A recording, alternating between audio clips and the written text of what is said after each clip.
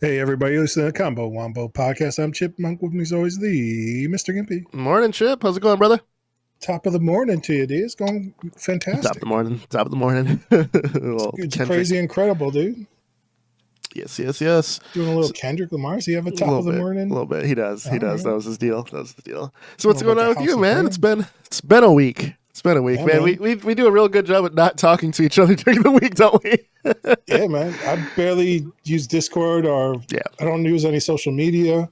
Yeah. I'm just off the grid. I don't have a phone really. I have one for emergencies. It's great. 10 out of 10 would recommend people go out there, touch grass, and only interface with real people in real life. I don't know. I found like people have forgotten how to like have conversations as well, like in the real world. Like you can talk to them and they just like it's like talking to NPCs in a video game now. It's an attention span issue, right? Oh yeah, a little bit. They're just like I don't know. They don't have the skill. It's like a muscle you gotta flex, you know. So it's like any deeper conversational thing. Like I found like I've been pretty bad at conversing with people in the past, but like even like asking like follow-up questions and stuff, I used to just not do it because like I don't honestly care. But I was like, oh, this is just probably good manners. Like even though I don't care about the answers and I'm gonna forget it as soon as I hear it, like you should still like ask. Like a buddy of mine was like telling me, he's like, oh, I just went out bike riding. And like somebody else was there and they're like, oh, where did you go? And I was like, it didn't even occur to me to ask that. I was like, to me, that was like end of discussion. He's like, yeah, I went bike riding, blah, blah, blah. Like, cool. Yeah, right. Who gives a shit? So it's you know, ask follow-up questions like, oh, more details. Yeah. I don't know, who, what, where, why. I find quite a bit of time I'm interested because, you know, it's like, hey, no one bikes anymore. Like, how often do you do it? When do you do it? Sometimes it backfires and people are way too into the things that they're doing where I'm just like, ooh. That's what I like. Dude, I love hearing about other people's passions and things they're into. Because, like, I don't know, like, as long as it's, like, not, and, like, I don't know, this is kind of snobbish of me. As long as it's, like, not mindless. We're like, oh, I like to watch just this TV show. Like, oh, what else have you been up to? Any hobbies or things? Like, just that. Nah. I just watch The Office on repeat every day. And I'm like, there's nothing wrong with that. But it's like, man, you don't have anything else, you know, like drawing or writing or reading or going anywhere or biking or hitting the gym, nothing. Like, nah, this is it. This is peak civilization. I'm like, that's fair. It kind of is. I think their sense of humor only being Office references as well, because I've seen this in the wild. You know, it's great. I don't know, man. It's, people like it. You know, I don't know if those people have actually ever worked in a real office. Like, nope. Watched the show Snuffbox. It's a British comedy show. That's what I did this week. Oh, okay, gotcha. It's pretty good. I don't know. There's only like 6 episodes, and I couldn't find it on bootleg, so I had to pay $10 for all 6 of them. It was worth it. I made it's kind of like juvenile humor. Yeah, for sure. I made a pretty big realization. Well, actually, my coworker did, or my boss. My day job. We're asked to kind of describe what we do, and what we do is so niche that it's very hard to kind of put into a box. But my coworker recently rewatched Office Space, and he goes, "Holy crap! Our Office Space describes our job perfectly." We basically 1-to-1 to their actual jobs. For all the characters in Office Space, we have matched them to us. So, including like coding software for a financial company and stuff like that. Like that's what what we do, support for a financial company and stuff like that. So you guys start figuring out a way to skim fractions of a penny, dude, like Superman. Exactly. And actually, not skimming fractions of a penny, but we do have like some rounding programs that do that. Round to the nearest penny, so it's like, okay, all right, yeah, no, that makes sense. This makes sense. And we also have, we aren't in office. We're fully remote, but it was a pretty interesting realization, and throughout the week we couldn't stop with the comparisons. So son of kind of figured out that my day job is a Mike Judge movie. So I'm just living it, dude. Speaking of that, dude, I want to get to gaming and stuff in a second, but like a piece of my childhood is coming back in August. King of the Hills reboot is coming August 4th. Is it a Big continuation fan. or Continuation. is it? Yeah, sorry, it's not a reboot. It's a continuation. So Bobby's an adult now. All right, yeah. Hank That boy and ain't right. Peggy are retiring. Yeah, in the RV, dude. Beavis and Yeah, Butthead so do America style. yeah, so and if we're getting I haven't finished like the newest season of Beavis and Butthead because I completely forgot about it, but I watched the Yeah, I guess newest they Beavis and also did Butthead movie. all right. They started doing a Beavis and show Butthead again do the too, I think. universe. Yeah, they did, which was Damn. fantastic. I like if you All right. love like '90s sophomore humor, it's there and in spades. It was fantastic. So Hey, I'm looking forward to it. My does Rob wife. Zombie do the art for the new movie? No, I don't think I haven't looked into it, but I doubt it. Just I because think he did it for Do America. Does yeah, America? dude was. I'm pretty sure dude was filming Monsters when that show was happening. So I doubt it, but who knows? Maybe I'll look it up later. But yeah, man, just kind of having that show come back is a huge thing for me, man. Like Simpsons, King of the Hill, Malcolm in the Middle. That block of programming. But then Yeah. like early like Futurama as well, and then like an early Oh, Family yeah. Guy. Such a staple of late '90s, early 2000s households where it's nice to see it come back. Futurama also is doing its continuation, but the show, as far as in my opinion, has not recaught its luster, at least as of yet. Sure. But hopefully King of the Hill can do it, and Mike Judge has proved that he still has the magic. So He's hoping for the got it, best. dude. The Midas touch. Yeah. But yeah, man, that's as far as like media goes, that's what I'm most excited about. Not movies, not anything, just King of the Hill coming back. Yeah. I ventured off to the mall with the nephews the other day. Yeah. I bought them some Lego sets, some toys, some mind puzzles. Just being a good uncle. Yeah, and they're like, "Oh, you don't have to buy stuff." I'm like, "This is the power of not having kids. Like, they get nothing but disposable income. This is great." Yeah, right. Yeah, Here you go, children. yeah. I'm like, "Oh, get whatever you want." Like, anything? I'm like, "Yeah, it's fine, dude." Like, I don't think anything in this store is going to bankrupt your uncle's bankroll. Yeah, right. Except they pick the car that they have like for sweepstakes. I'll take this. Like, I don't think they sell that. And they're like, "Oh, we do." And I'm like, you're too young for it. Too much responsibility. You can't handle it. Right. Just start throwing excuses. And they wanted to eat sushi right after too, just to, just to I hit took the them old pocketbook. Burger King, dude. They wanted the BK. Hit 'em. Really? Gotcha. Yeah.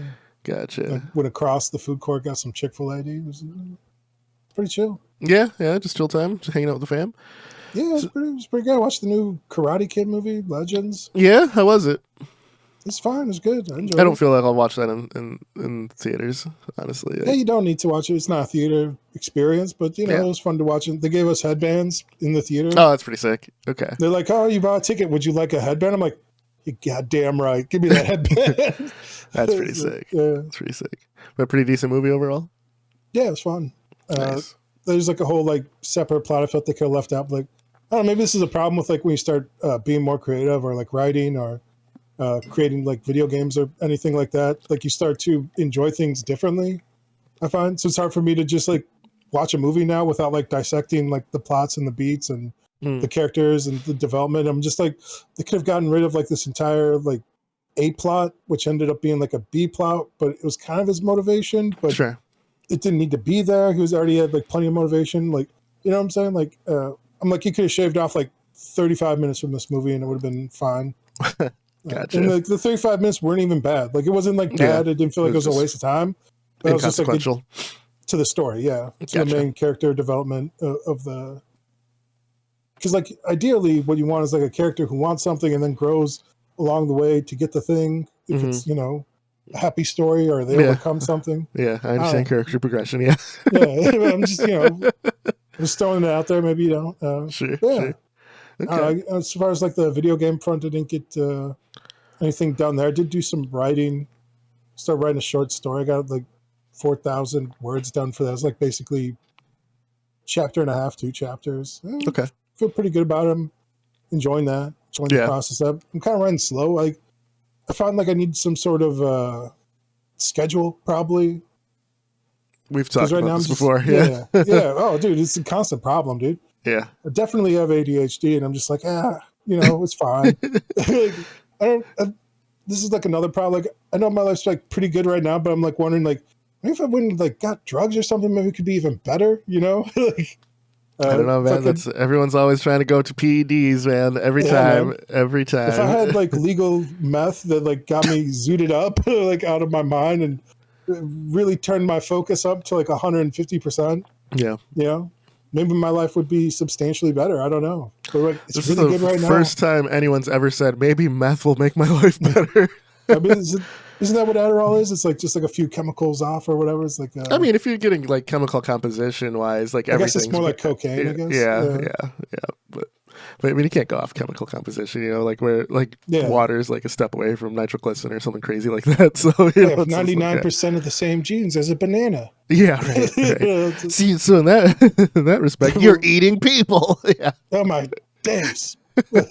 But yeah, man. As far as me, that's awesome what you did. Short stories, though. Is that is one continuous one? Is it one you've had in your head for a while, or you just kind of just jumped in? This one I made up. My coworker didn't show up to work, so like I was just literally in an office by myself all day.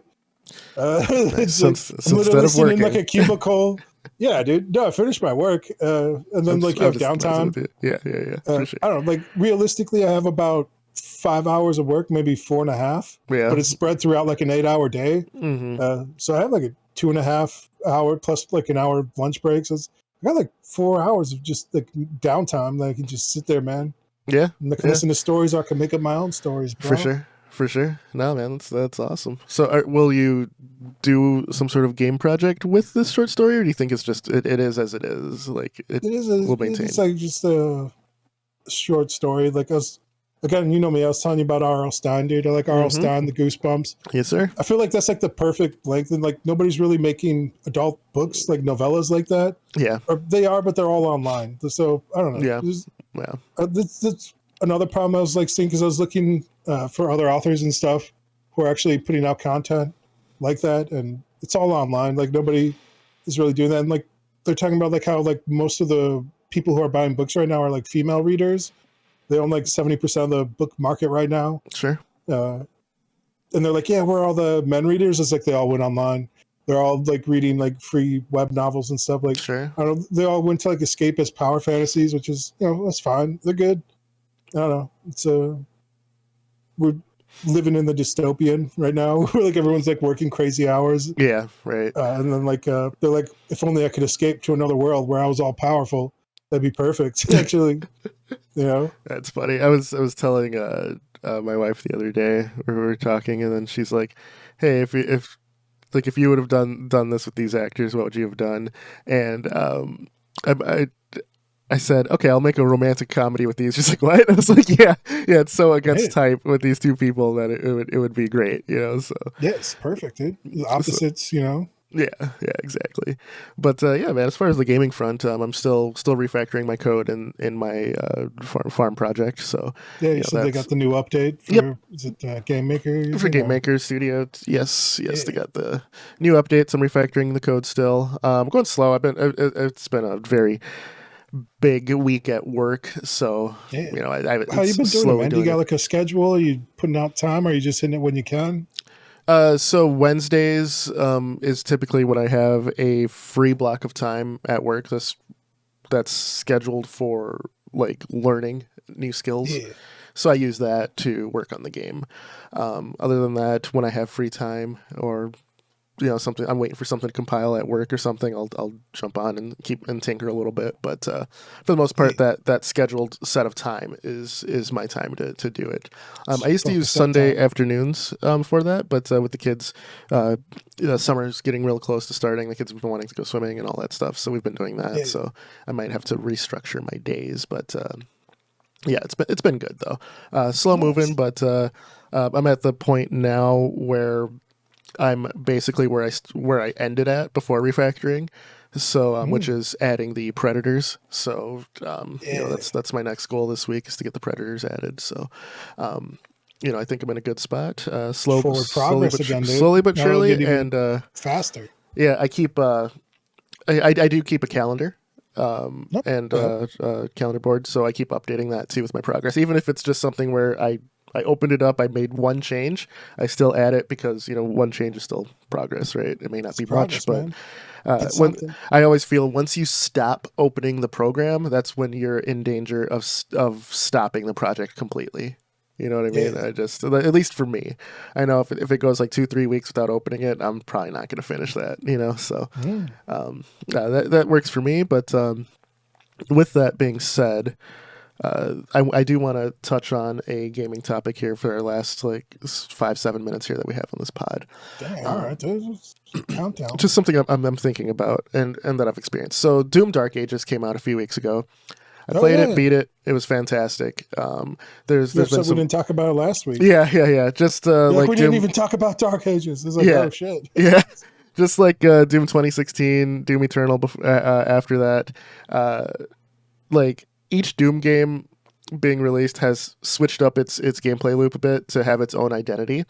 And Yeah. Dark Ages switched it up as well. You have a Captain America's chainsaw shield now where you can throw. Nice. It's focused on parries. A lot of the gameplay is kind of inspired by bullet hells. So you're like Oh. weaving in and out of bullets. You're reflecting green projectiles back at people, including melee attacks that are charged up. You can reflect them and not get hurt.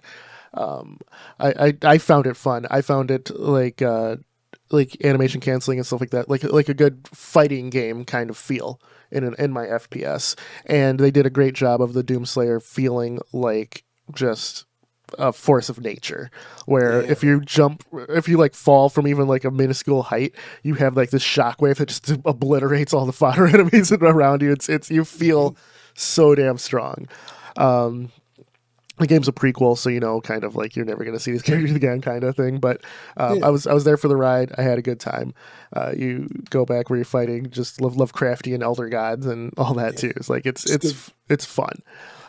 You're there for a good time, not a long time, Yeah, dude. yeah. But within that game, I played through, beat the game on ultra violence. I'm going back now to get all of the collectibles and 100% in the game, so I can just knock it out until the DLC's there. But Mm. the game did something very interesting.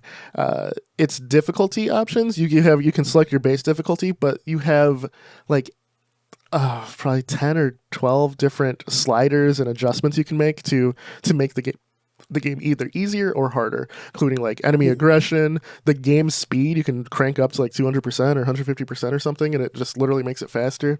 Your parry window you can make longer or shorter, so you can adjust your timings for that. Just health, enemy health, things like that. This So is the with marriage of the best of the both worlds that you love fighting games and yeah, Doom. yeah, exactly. And then with the difficulty options, you can kind of tailor the game to how much of a challenge you want or how little of a challenge you want.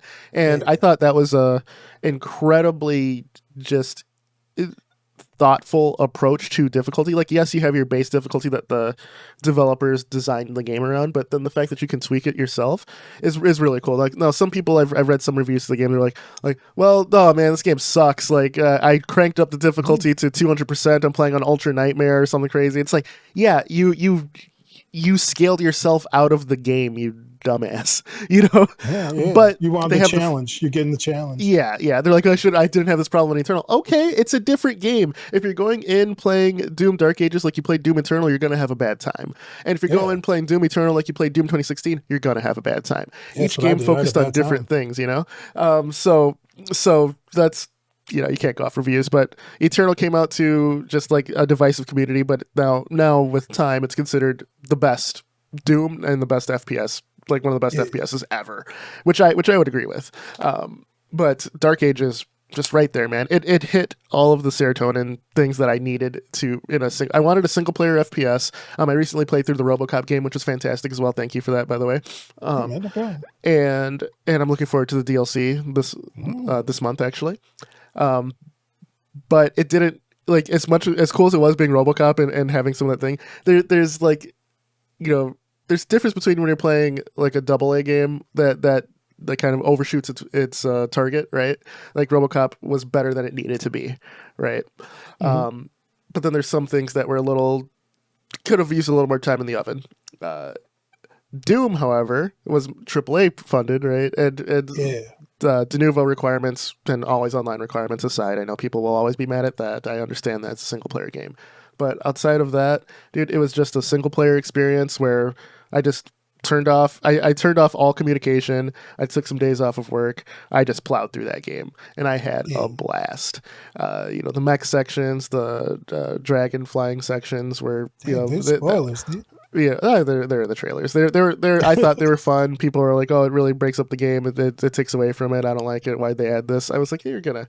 As people, you can't please everyone. I thought the dragon sections were like a Panzer Dragoon throwback, which I personally enjoy. The mech sections were.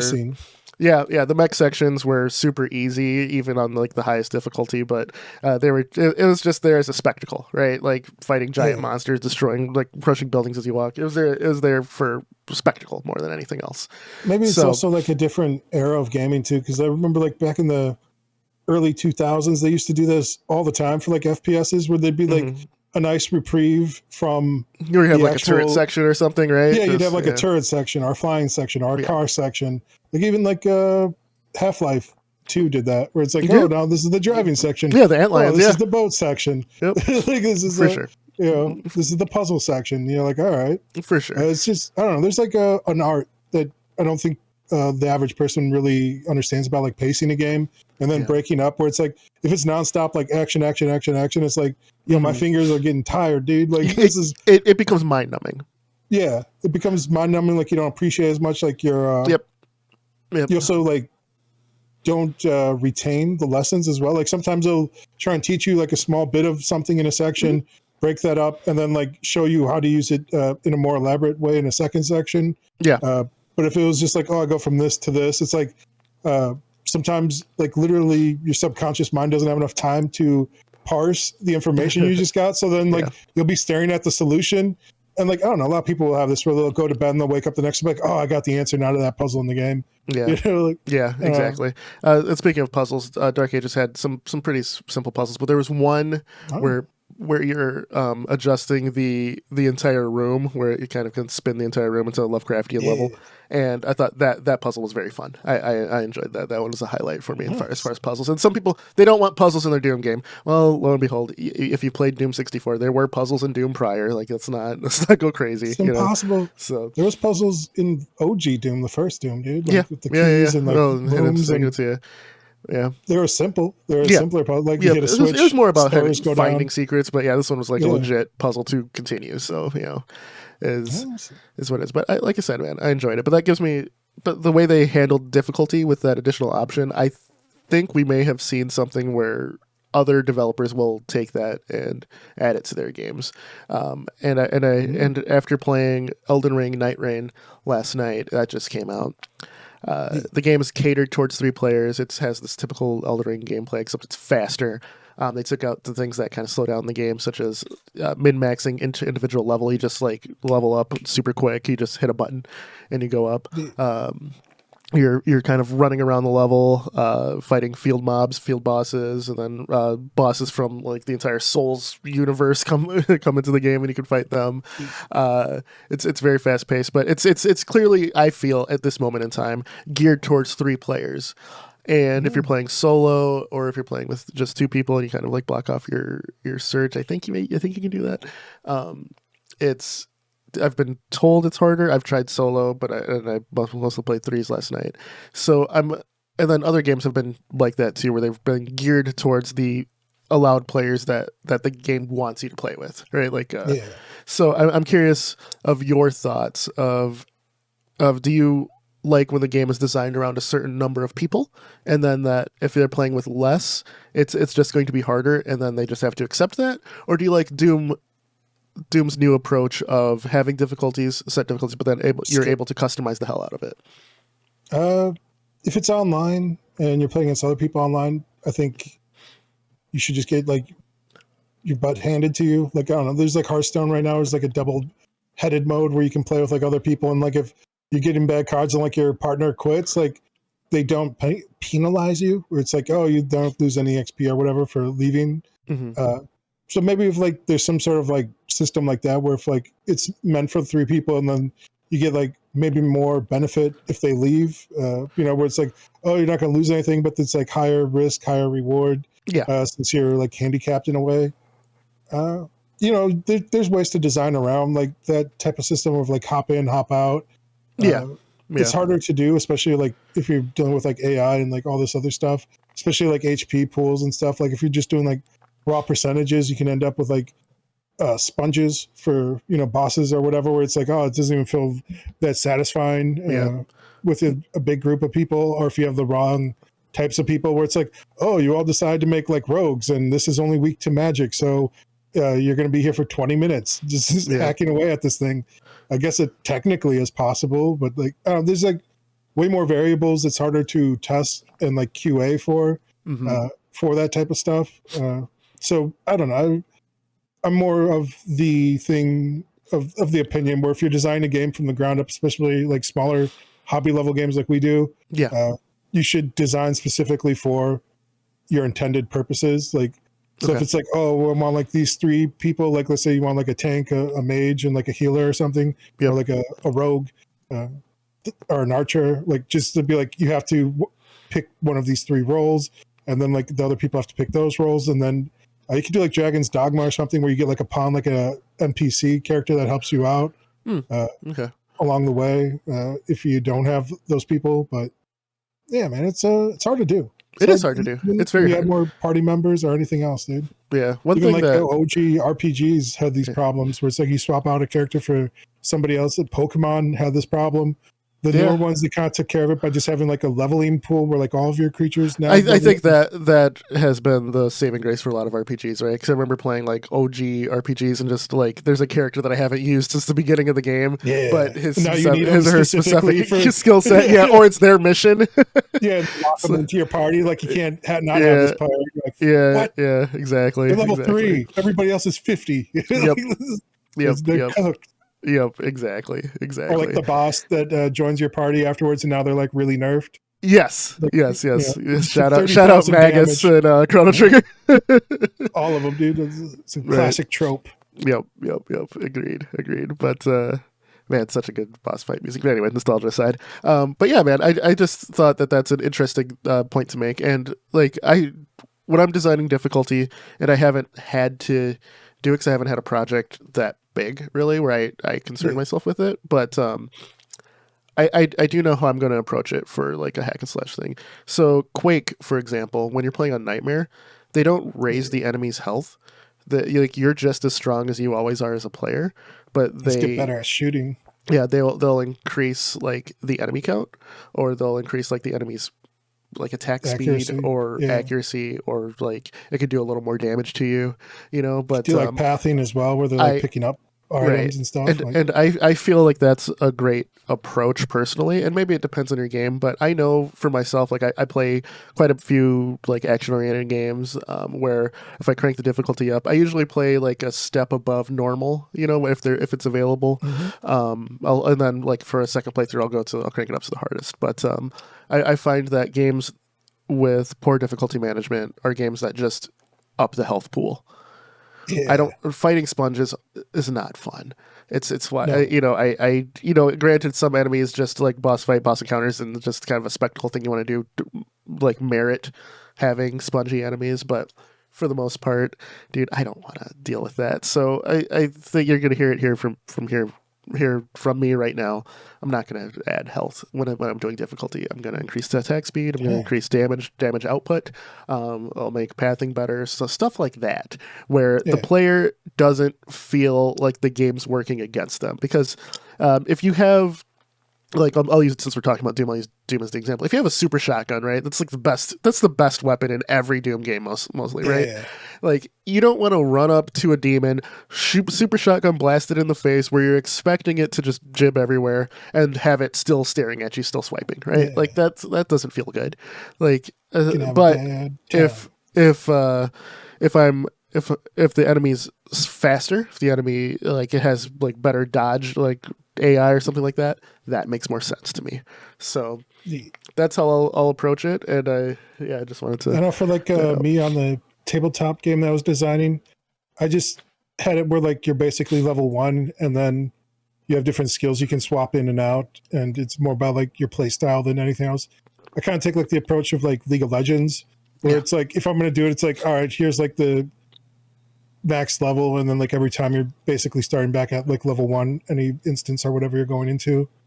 It's not the most elegant solution, but it's if you really strip away everything, it's like always the same curve. For like everything, instead of like so what I'm saying is like 1 to 10 is like the same from like, every, like, it's an exponential curve, and you could just keep repeating that from, idle games do this as well, where it's like once you hit the upgrade, it's like essentially the exact same game over and over again. Especially with like progress and power and all this stuff. So instead of like doing that, you can just kind of reset stuff or soft reset. I don't know, man. There's a lot of different ways to skin the cat, dude. Yeah.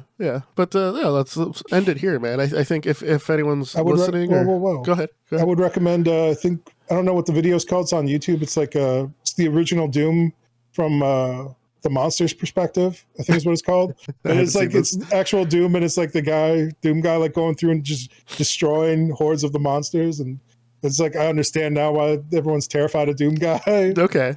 I'll look this up and I'll link it on the video here. Pod. That sounds awesome. Nice. All right, man. Well, just if anyone has any thoughts on what difficulty scaling they like, or an example of what you've done or what you'd like to do, or something that someone maybe hasn't done yet. Yeah. Just let's hear it. Let's hear it. I've been playing more difficult games lately, and I'm a big shmup fan as well, which are inherently difficult by design. So, I'd like to hear what people have to say.